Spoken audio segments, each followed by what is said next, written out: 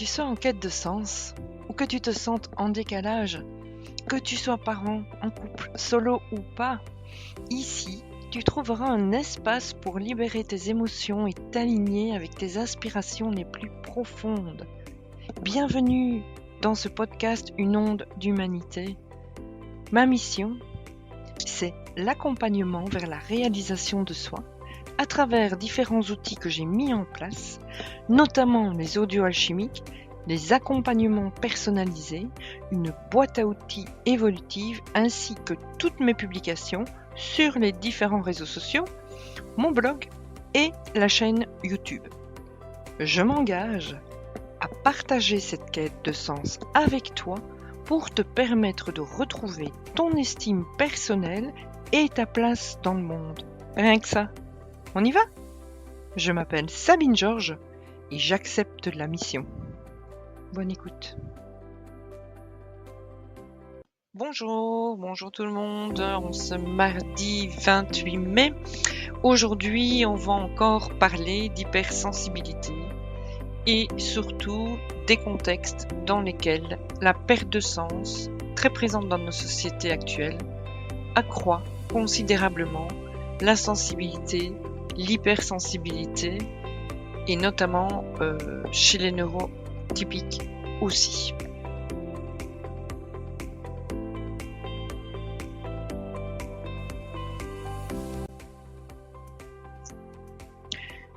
Lorsque j'ai fait ma petite enquête sur les réseaux sociaux et que je vous ai demandé si je vous dis émotion, vous pensez à quoi? Et je vous ai proposé volontairement gestion des émotions, sentiment d'être incompris ou incomprise, fragilité ou une force. Et j'ai quand même été assez surprise par vos retours, donc sur 28 réponses, la grande majorité, donc plus de 70%, vous avez répondu gestion des émotions.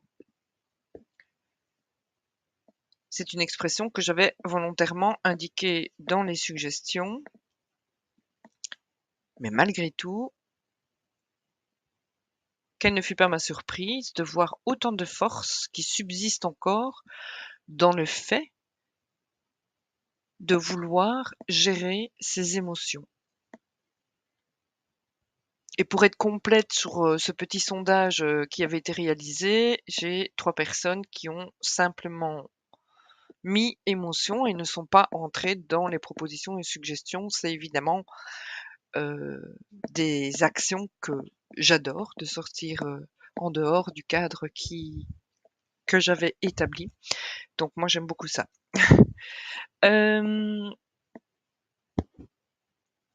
Pour moi, gérer ses émotions, c'est lutter contre.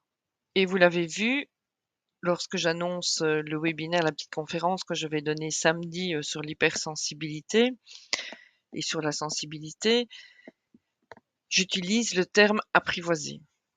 Je préfère ce terme apprivoiser, apprendre, connaître, laisser être que gestion. Pourquoi?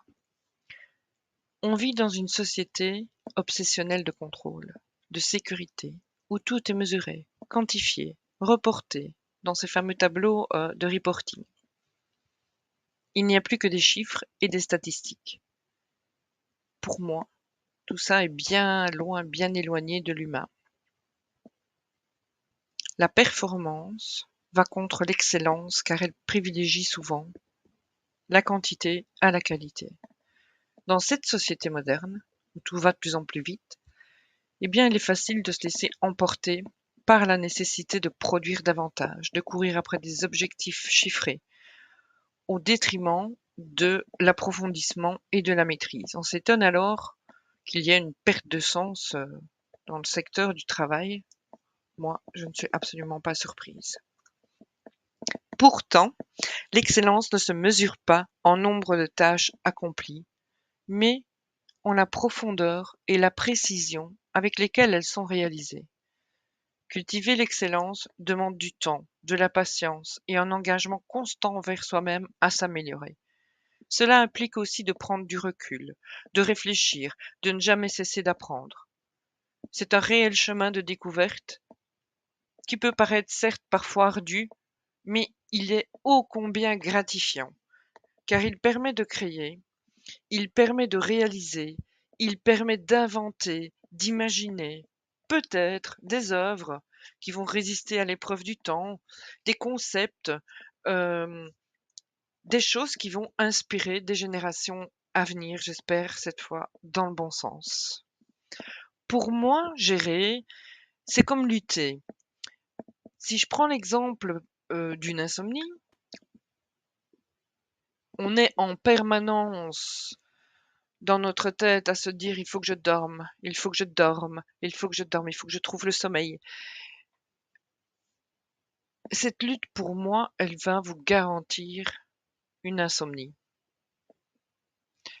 Alors, qu'est-ce qu'on peut faire ici, évidemment, c'est qu'un exemple, mais on peut le faire dans des tas d'autres choses. J'avais une phrase comme ça, je ne sais pas si je l'ai vraiment ici en entier, mais tout ce contre quoi on résiste persiste.